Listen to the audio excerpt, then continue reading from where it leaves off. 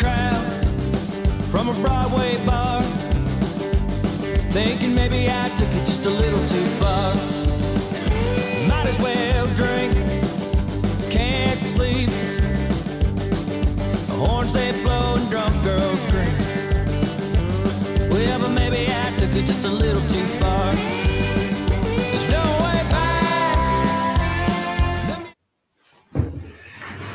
Hey guys, what's up? This is Steve's Office Vibes. I think this is the 4th or 5th version. I'm starting to lose count, but I don't care. So I don't know if anyone's really going to watch these in order anyways, if anybody watches them at all. But today I wore flannel to work, so I thought it'd be appropriate to listen to some OG grunge, which of course would mean Nirvana.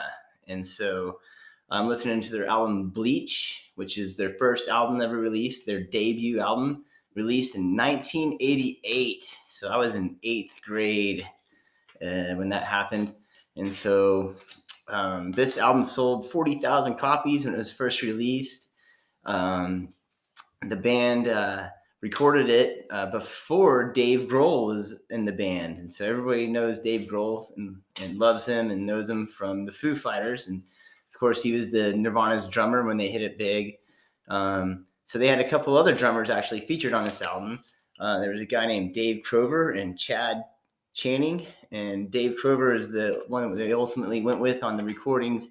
And I think he's also featured on the album cover. They also had a guitar, another, backup guitarist or, extra guitarist. And his name is Jason Everman. And he's the one that actually fronted the money for the band to record this album. Now, this was, of course, on the famous label Sub Pop. That was the label that put the grunge on the map across the world. And so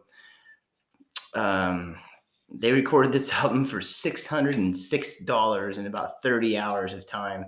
And so can you imagine investing $606 in 30 hours into something that generates over $15 million and probably going on more and more since then. So at least $15 million out of $600. So I'd say that's a pretty good return.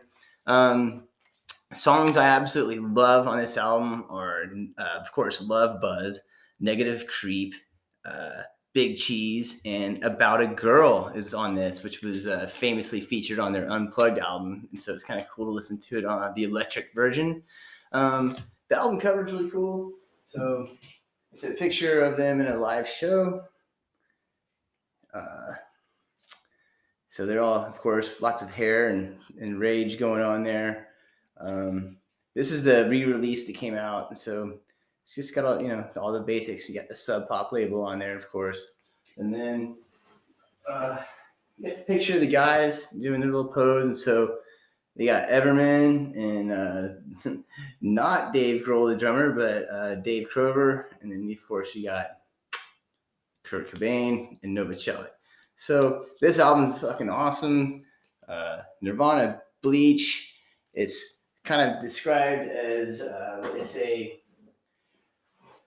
sludge metal or grunge, but if you want to break it down, it's basically heavy metal and punk rock and lots of screaming all put together. And so it's really cool to listen to. I love it. And so Nirvana Bleach is my record of the day.